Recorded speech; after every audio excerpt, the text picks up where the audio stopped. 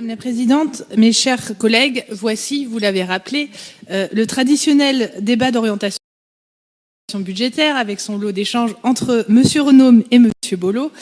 Je me permets de faire quelques remarques complémentaires.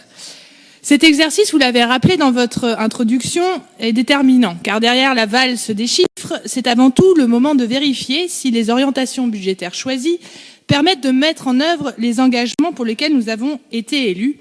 C'est bien la stratégie financière au service d'un projet.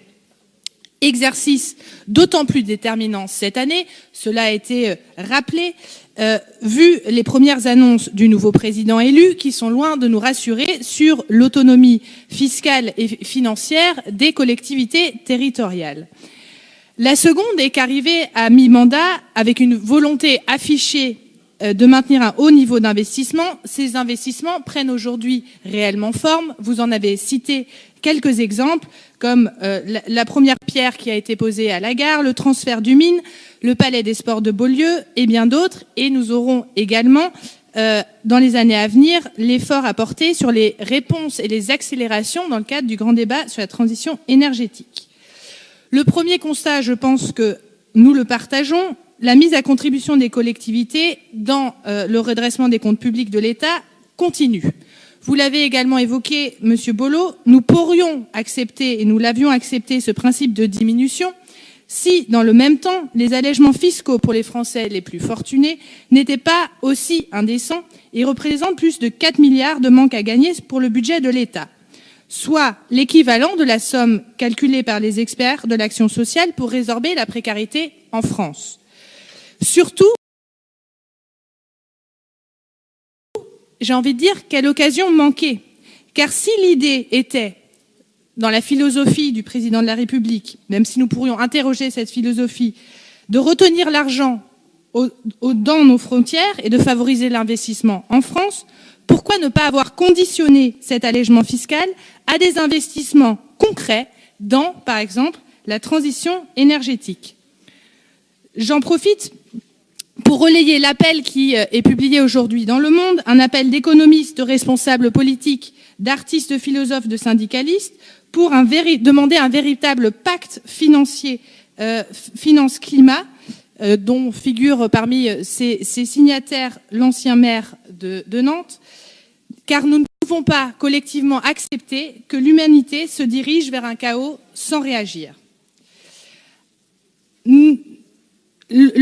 À cela se rajoute l'évasion fiscale. L'Oxfam estime que, pour sa part, la fraude fiscale coûte chaque année 60 à 80 milliards d'euros à la France. Nous pourrions entendre également des mesures d'effort collectif si elles ne portaient pas réellement atteinte à la cohésion sociale et qu'elles ne touchent pas au plus profond de notre cohésion sur notre territoire. Nous avons eu l'occasion de nous exprimer sur le sujet. Je veux bien sûr parler de la suppression des contrats aidés, ainsi que la diminution des APL. Les associations et le tissu associatif, que ce soit de l'économie sociale ou solidaire ou au-delà, est déjà fragilisé par la baisse des dotations de l'État envers les collectivités, et le coup de grâce se fait porter par la suppression des contrats aidés. Sur les APL également, c'est une aide qui permet de supporter un loyer, de se nourrir, mais dans la dignité. Une APL diminuée, c'est un reste à payer plus élevé ou une diminution, ce qui est très cher à nos priorités, des réhabilitations et des nouvelles opérations. Comme vous avez pu le lire dans la presse, pour celles et ceux qui en doutaient encore, les bailleurs sociaux n'ont pas de bas de laine. Donc ces répercussions sur notre budget, sur notre projet, sont réelles, mais nous devons continuer à porter la voix de nos collectivités, comme le fait Madame la Présidente à travers France Urbaine notamment, pour préserver un maximum ce qui peut l'être. Mais cela ne doit pas entacher notre détermination à agir localement et à continuer à investir à un niveau élevé sur et pour notre territoire. Nous avons un impératif, je l'ai évoqué, celui du climat et de la transition écologique. Nous n'avons pas de terre de rechange et le constat est sans appel. La seule terre dont nous disposons se dégrade à une vitesse grand V.